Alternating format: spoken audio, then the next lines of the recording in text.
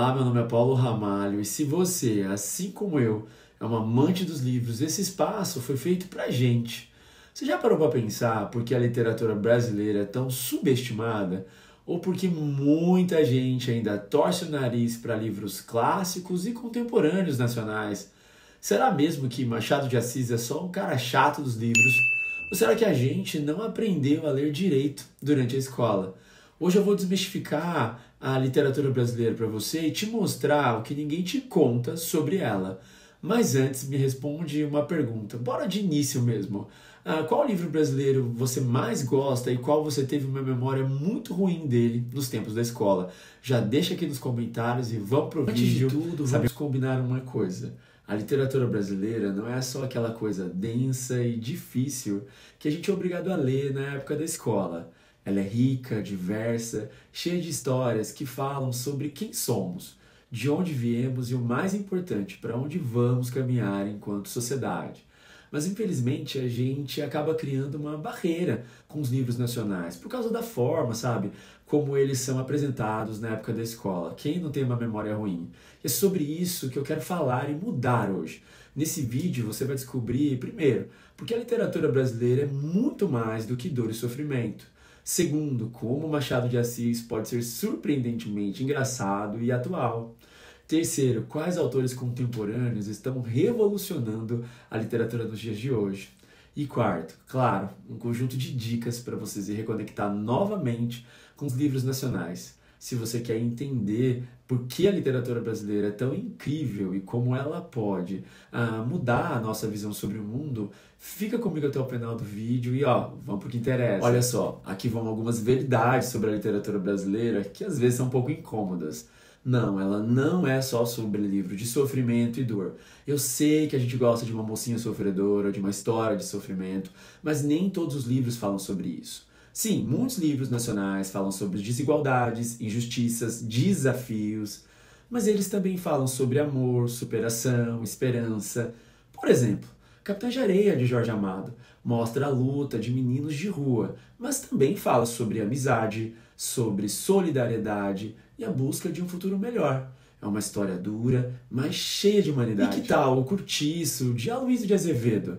Ele retrata a vida nos cortiços do Rio de Janeiro no século XIX, mas também mostra muito sobre a força e a resiliência do nosso povo e como as pessoas viviam por ali. É um retrato social, mas também é uma história de resistência. Olha, gente, sério, Machado de Assis é um dos maiores gênios da literatura mundial. Ele era irônico, sarcástico e tinha um humor ácido que muita gente não percebe. Não sei se vocês já leram Memórias Póstumas de Brás Cubas, não quando a professora de literatura forçava a gente ir na escola, mas leu de novo por vontade própria. É praticamente um stand-up do século XIX. Brás Cubas era um narrador que fala diretamente com o leitor, quebrando a quarta parede. Sabe aquelas séries que gostam de quebrar uma quarta parede? Pois é, Brás Cubas já fazia isso há muito tempo. Fazia piadas sobre a própria morte. Dom Casmurro. Esse livro é uma aula sobre ambiguidade e psicologia. Na realidade, alguns outros livros do Machado de Assis falam muito de psicologia. Mas vocês lembram de Bentinho e Capitu? São personagens tão complexos que até hoje a gente discute se houve ou não traição. Machado não é um chato. Machado é profundo e desafia a gente com reflexões profundas. A literatura brasileira é tão diversa. Temos desde clássicos até autores contemporâneos incríveis. Por exemplo, a Socorro Racioli, a escritora de A Cabeça do Santo. Ela nos leva em uma jornada mágica e emocionante pelo sertão nordestino, explorando temas como fé, tradição, transformação. A gente não pode esquecer também do maravilhoso, meu querido Manuel de Barros, que com o livro Sobre o Nada, ele nos presenteia com uma poesia única, cheia de lirismo e sensibilidade. Ele tinha o dom de transformar o simples no extraordinário, mostrando as belezas nas pequenas coisas que passam, sabe, desapercebidas durante a vida.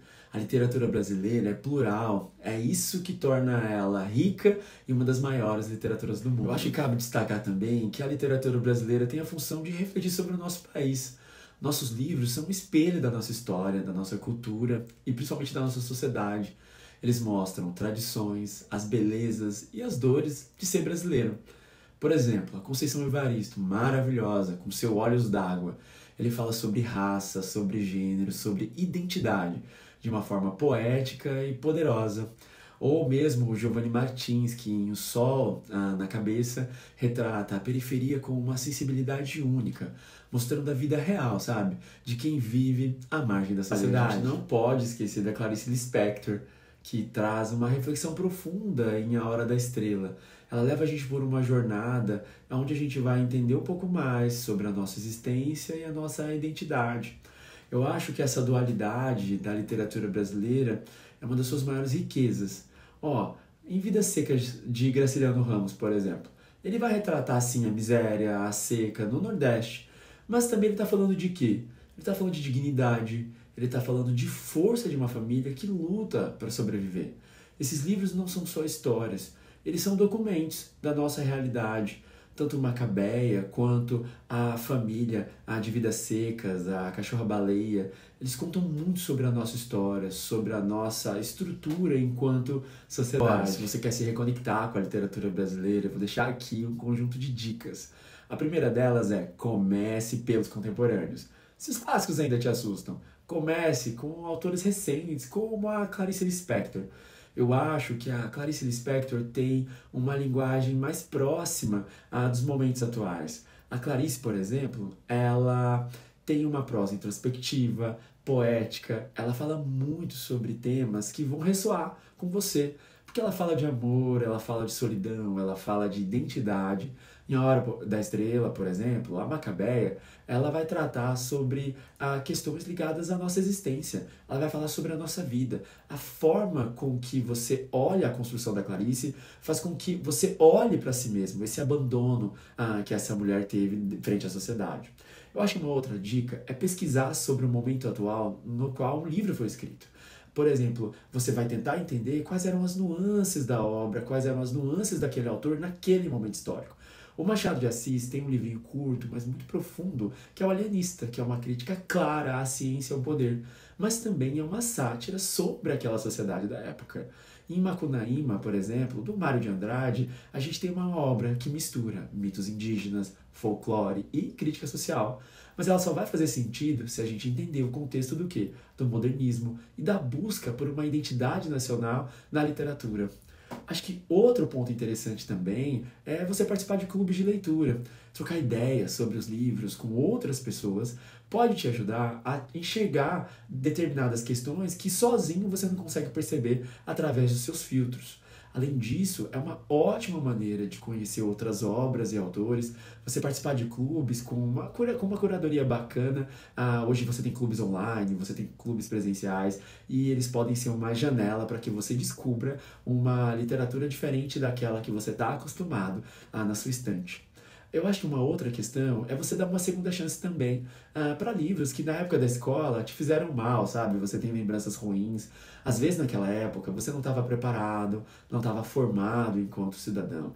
A gente sabe que por vezes durante a nossa adolescência determinadas leituras datadas e estruturadas em um momento histórico pesado, elas são de difícil entendimento.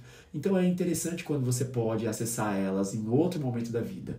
Vidas Secas, por exemplo, pode parecer um livro triste, mas se a gente olha hoje, ele vai conectar essa história da família do Fabiano e a gente vê muita força, muita resiliência e a gente consegue se enxergar muito enquanto sociedade nesse livro hoje, enquanto adulto. Eu, particularmente, Vidas Secas, li na época da escola, mas li de novo hoje enquanto adulto, e a percepção da história e a maneira com que eu me identifiquei com os desafios que o Fabiano e a família dele vivenciam, nossa, foi uma forma avassaladora. Então, dê uma segunda chance, dar uma segunda chance para um livro pode ser uma oportunidade de redescobrir a sua percepção da literatura. Então é isso, a literatura brasileira é muito mais do que a gente aprende na escola. Ela é viva, pulsante e cheia de histórias que podem te surpreender. Se você ainda não se conectou com ela, talvez seja uma questão de dar uma nova chance, sabe? Quem sabe o seu próximo livro não está naquela seção lá de literatura nacional? Bora então para fazer esse experimento. Quando você for numa livraria, dá uma chance para a literatura nacional. E aí, pensando nisso, Qual livro brasileiro você quer ler primeiro? Tem algum em mente? Conta pra mim aqui nos comentários. Se você gostou do vídeo, não esquece de curtir, compartilhar, se inscrever no canal, para que a gente possa ter mais conteúdos literários, né?